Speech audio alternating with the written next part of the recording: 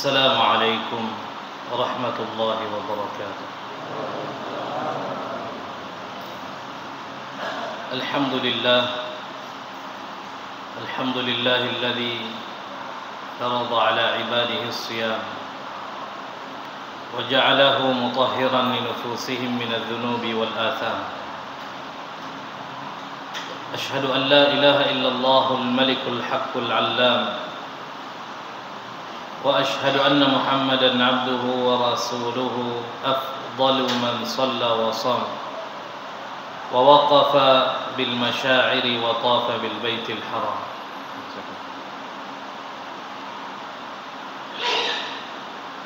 أما بعد، اللهم انفعنا بما علمتنا وعلمنا ما ينفعنا وزدنا علما.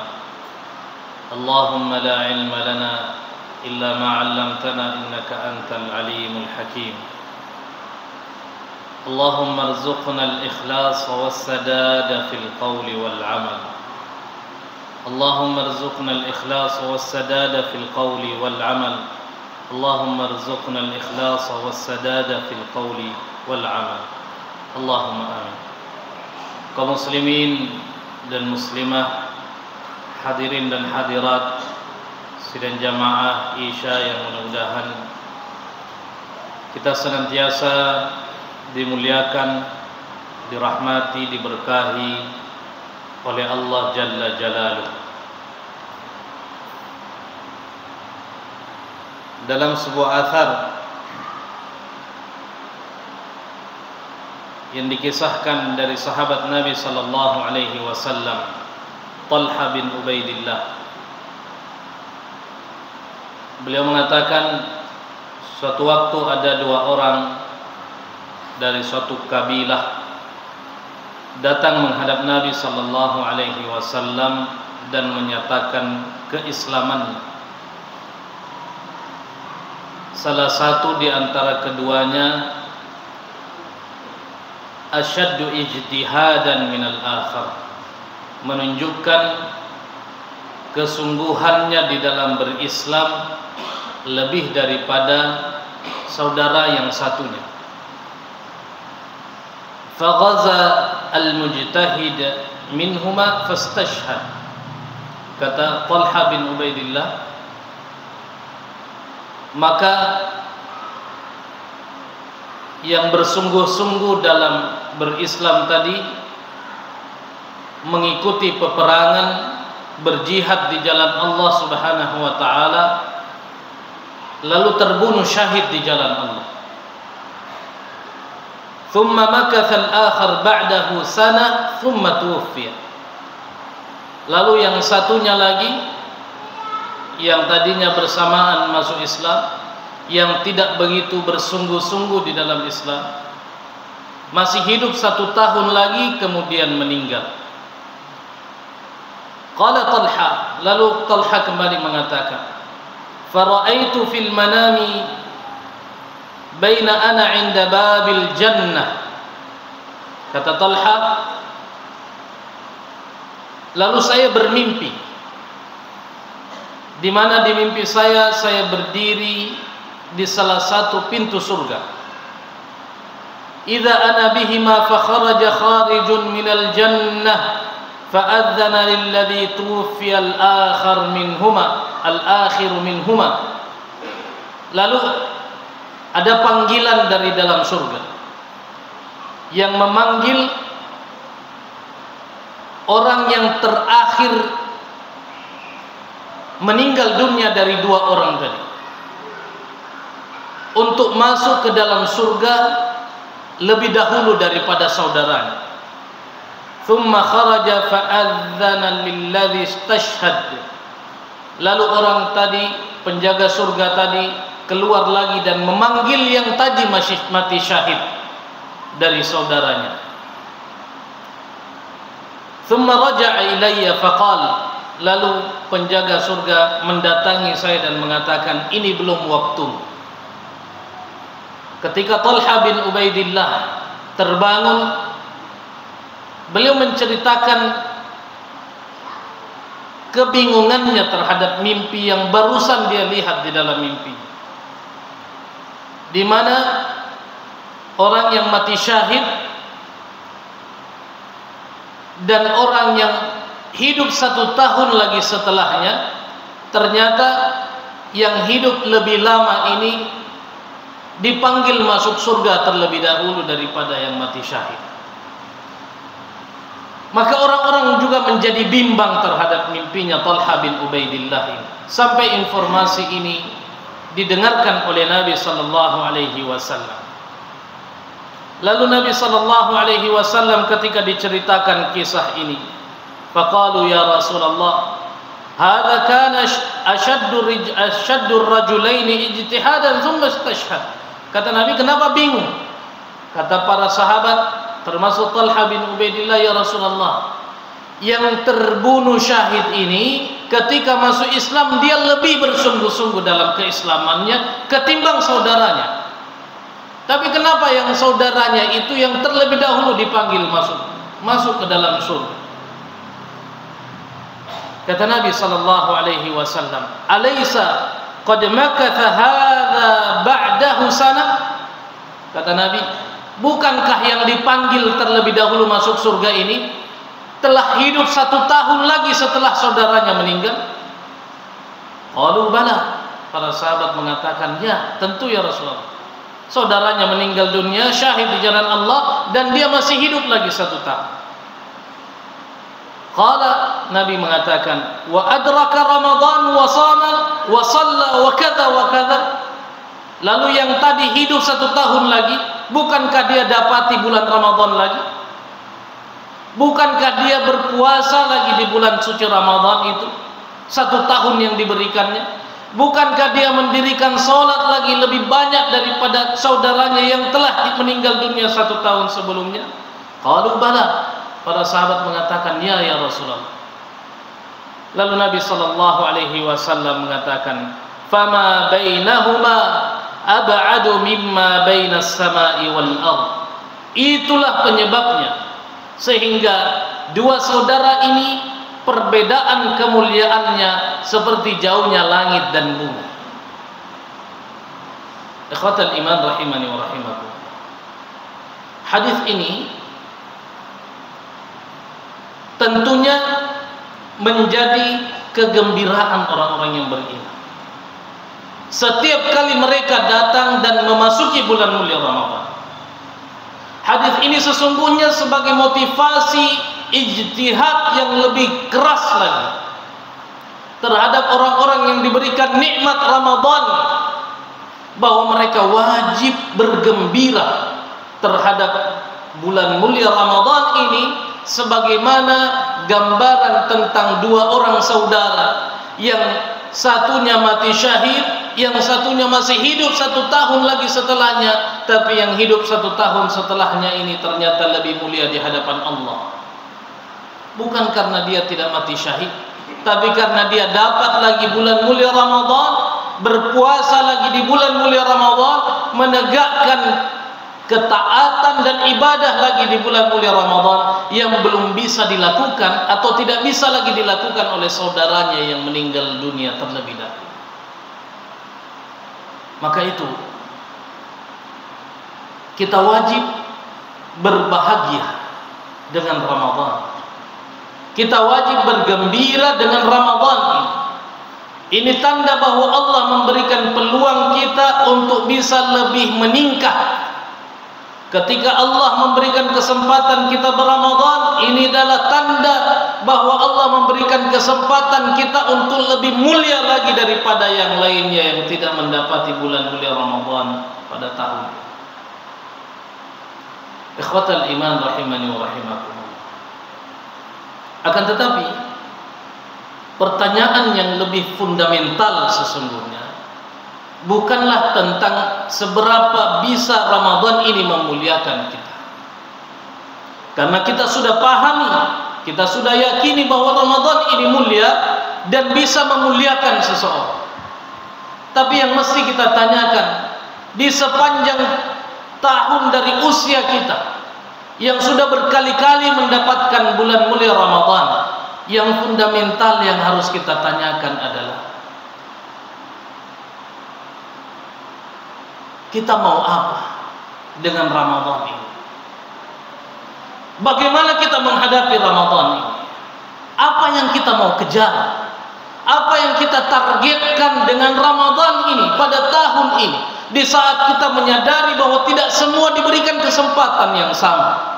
Di saat kita meyakini dan melihat dengan mata kepala ada saudara-saudara kita yang dipanggil terlebih dahulu, mendahului kita menghadap Allah Subhanahu wa taala, sedangkan boleh jadi mereka lebih hebat persiapannya untuk menyambut Ramadan. Dari sekian Ramadan yang kita lalui, pernahkah kita merenungkan apakah ada di antara Ramadan itu yang diterima oleh Allah Subhanahu wa taala? Lalu apa rencana kita? Apa target kita ketika Allah mengizinkan kita untuk mendapatkan lagi Ramadan pada tahun ini? Kita penting mempertanyakan ini dalam hati kita, dalam keyakinan kita, berhubung kita masih berada di awal-awal Ramadan. Sebab jangan sampai ada di antara kita yang Ramadannya itu seperti autopilot, seperti berjalan otomatis seperti itu saja. Datang lagi Ramadan, sahur lagi, dengar pengajian lagi, puasa lagi, sedekah lagi, lepas Ramadan lepas lagi semua. Sehingga seolah-olah ini seperti rutinitas tahunan. Apakah memang sampai sebatas itu saja Ramadan yang kita harapkan? Seakan-akan tidak pernah kita memperdulikan ini Ramadan apa bisa memuliakan kita atau tidak. Ini Ramadan apa bisa diterima oleh Allah Subhanahu wa taala atau tidak. Kita seolah-olah tidak lagi peduli tentang bagaimana ibadah-ibadah ini bisa diprioritaskan untuk diterima oleh Allah Subhanahu wa taala. Padahal para pendahulu kita dari kalangan orang-orang alim, para tabi'in, tabi'ut tabi'in dan ulama-ulama sebelumnya, mereka justru mengatakan perhatian kita terhadap diterimanya amalan harus lebih besar daripada amalan itu sendiri. Perhatian kita untuk memfokuskan apakah ini amalan diterima atau tidak oleh Allah itu mesti lebih besar daripada perhatian kita saat melakukan amalan itu. Sebab inti dari kebahagiaan kita sesungguhnya adalah ketika amalan itu diterima oleh Allah, tidak perlu dibesar atau kecil.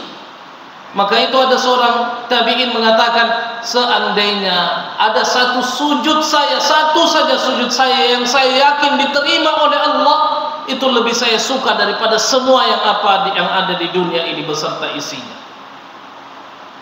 Bahkan di dalam athar yang lain mereka mengatakan, seandainya ada satu sujud saja yang diterima, sujud saya yang diterima dan saya yakin diterima, saya berharap setelah itu saya meninggal dunia saja. Maka itu, ikhwatal iman rahimani wa rahimakumullah, yang mesti kita perbaiki di awal Ramadan adalah memastikan bahwa Ramadan ini membuahkan penerimaan oleh Allah terhadap semua yang kita lakukan.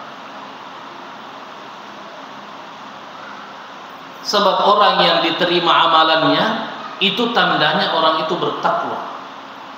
Dan itu yang kita kejar dengan ibadah Ramadan. La'allakum tattaqun. Di ayat yang lain Allah mengatakan, innama yataqabbalullahu minal muttaqin.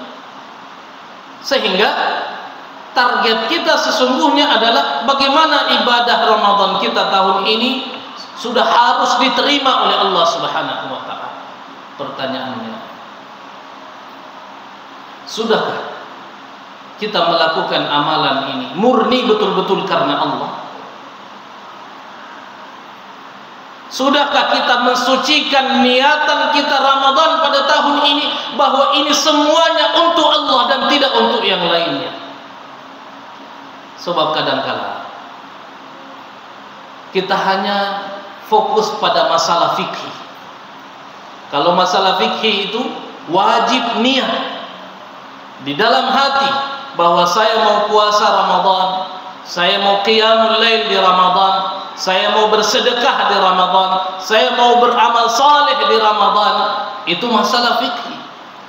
Tetapi yang lebih fundamental dari itu adalah memastikan bahwa niat itu apakah betul-betul ikhlas, tulus karena Allah. Ini yang mesti kita rencanakan. Sebab ketika kita mengikutkan sedikit saja kepentingan-kepentingan pribadi kita, maka amaliyah-amaliyah ke ibadah dan ketaatan kita terancam tidak diterima. Terancam tidak diterima. Meskipun kita anggap besar. Meskipun kita anggap besar. Tidakkah kita sejak awal Ramadan diingatkan lagi, man shoma ramadhana imanan wa ihtisaban, man qama ramadhana imanan wa ihtisaban. Itu tandanya bahwa bukan hanya sekedar niat yang penting, tetapi memastikan bahwa semua kebaikan yang kita bangun, yang kita susun di Ramadan ini, memastikan itu betul-betul murni karena Allah. Suatu ketika datang seseorang kepada Nabi sallallahu alaihi wasallam. Faqala ya Rasulullah, ara'aita rajulan ghaza yaltamisu al-ajra wal-dhikr, ma lahu? Orang ini bertanya kepada Nabi, ya Rasulullah, bagaimana pendapat tentang seseorang yang berjihad di jalan Allah, berperang menegakkan kalimat Allah, niatnya karena ingin dapat pahala dari Allah, tapi ingin juga dapat pujian dari manusia. Tetap Allah nomor satu. Tetap Allah nomor satu. Dia niat berjihad ini karena ingin dapat pahala dari Allah, tapi juga ingin dapat pujian dari sesama. Malahu, apa baginya?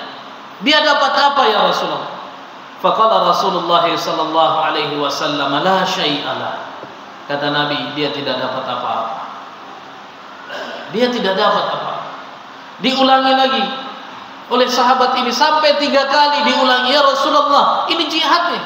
Seolah-olah sahabat ini ingin mengatakan ini perang ya Rasulullah.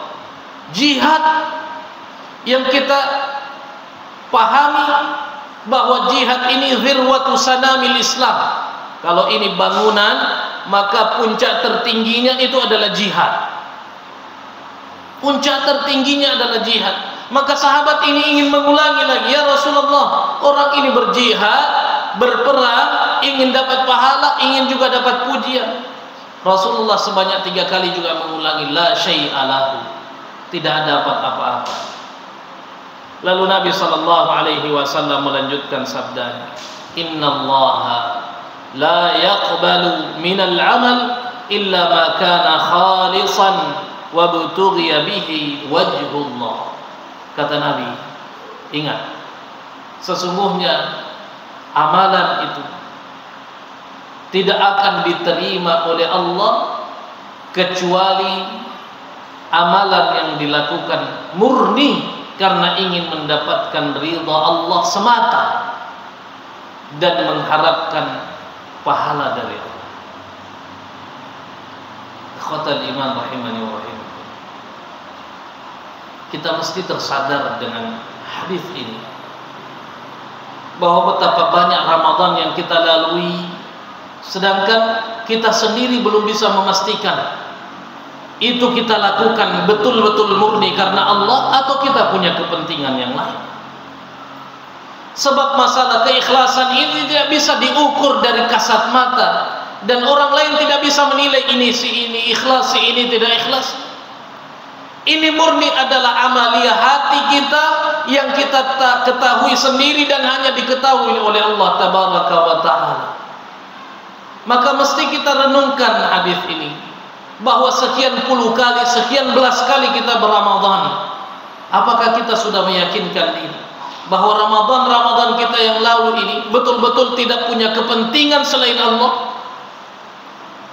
Atau jangan-jangan kita mengikutkan kepentingan kita untuk ingin dipuji sebagai orang saleh, sebagai dermawan, sebagai orang ahli ibadah, atau sebagai orang yang punya akhlak mulia, sedangkan kemudian kita menomorduakan, bahkan menyampingkan Allah tabaraka wa ta'ala dalam kepentingan-kepentingan kita.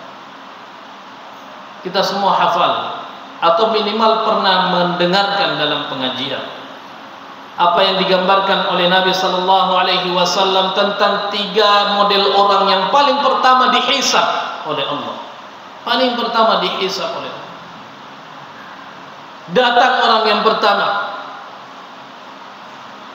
yang membawa pahala alimun wa qari'ul Quran, mendapatkan membawa pahala atau membawa amalan sebagai orang yang berilmu, sebagai qari'ul Quran, ahli Al-Quran, datang menghadap Allah.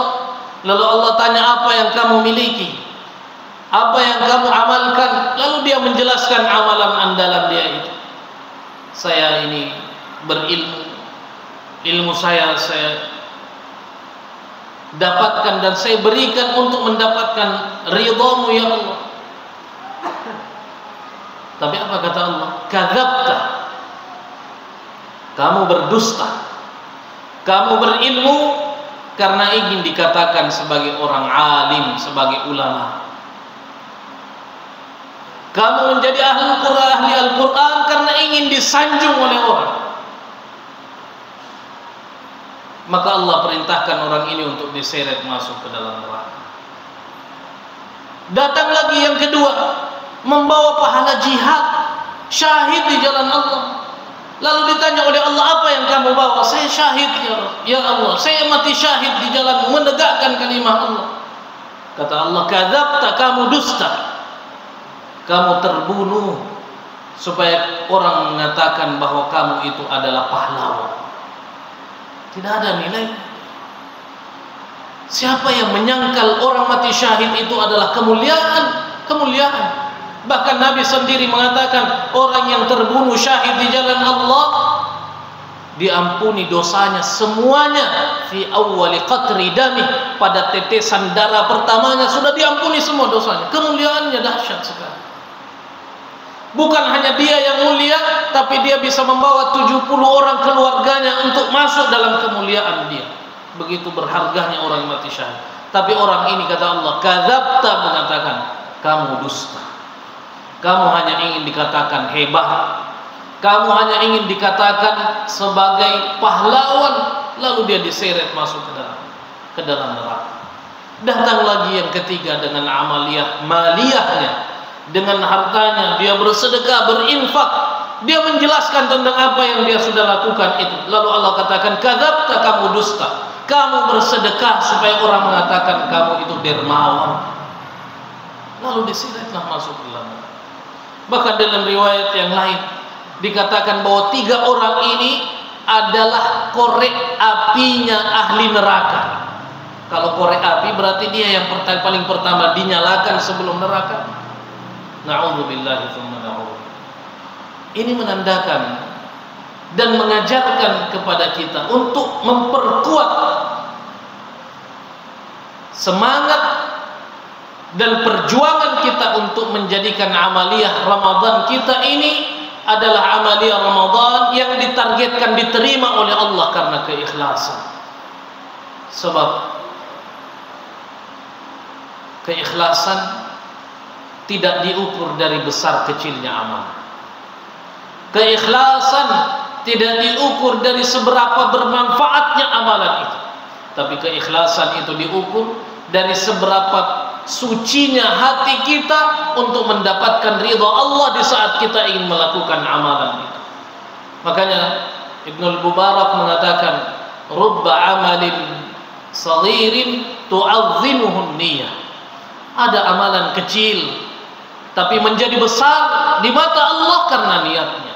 Wa rubba amalin kabirin tusaghiruhu niyah. Dan boleh jadi ada amalan besar tapi menjadi kecil di mata Allah karena niatnya. Ikhwatal iman, rahimani wa rahimakumullah. Kita pernah mendengarkan ada orang yang di dalam hadis dikatakan masuk neraka, wanita salihah masuk neraka karena mengurung kucing kecil dan tidak memberikan makan. Di sisi yang lain, dalam riwayat yang sahih juga Nabi mengatakan ada pelacur yang masuk surga hanya karena memberikan minum kepada anjing yang kehausan. Dua-duanya gambaran tentang satu amaliyah yang dilakukan, tetapi pelacur ini melakukan itu, dan pada saat dia melakukan terlepas dari dosanya, dia lakukan itu karena keikhlasannya untuk memberikan minum, sehingga Allah Subhanahu wa taala memasukkannya ke dalam surga. Jangan sampai kita ini larut dalam euforia seolah-olah kita sudah saleh, seolah-olah kita sudah menjadi ustadz besar, lalu kita aman daripada keikhlasan niat.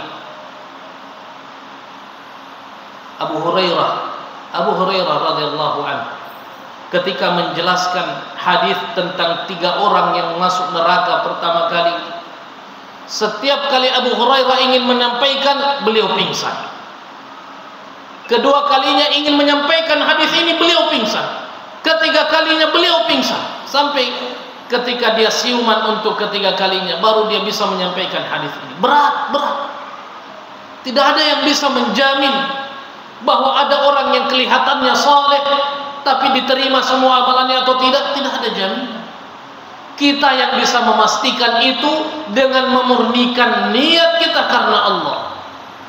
Maka ikhwatal iman, berhubung kita masih berada di awal-awal Ramadan, mari kita jadikan Ramadan tahun ini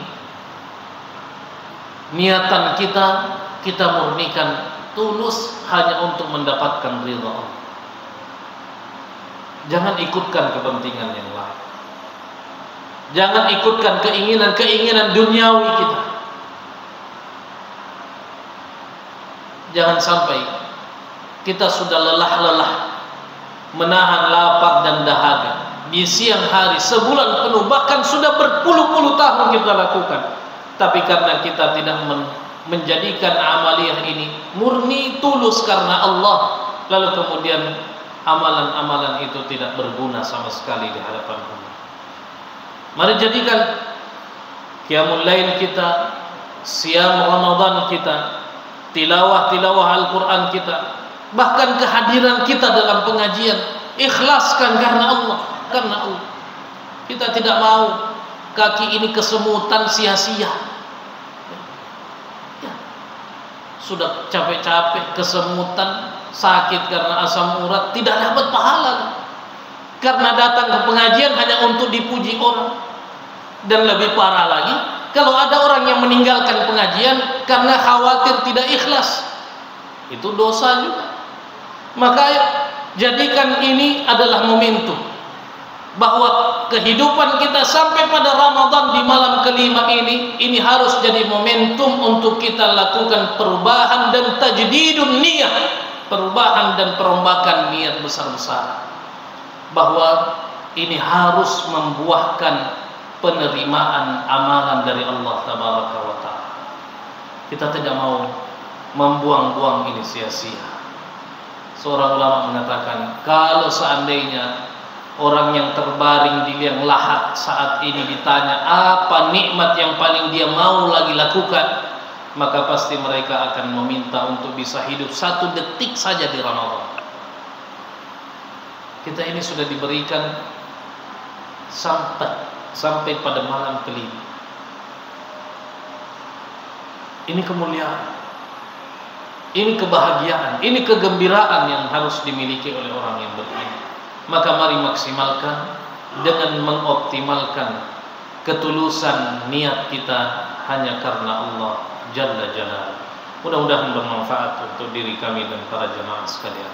Ja'alani Allahu minal 'amilin wal faizin wa adkhalani wa iyyakum bil jannah wan na'imil muqim. Aqulu ma tasma'un walhamdulillahi rabbil alamin. Hadana Allahu wa iyyakum ajma'in. Wassalamu alaikum warahmatullahi wabarakatuh.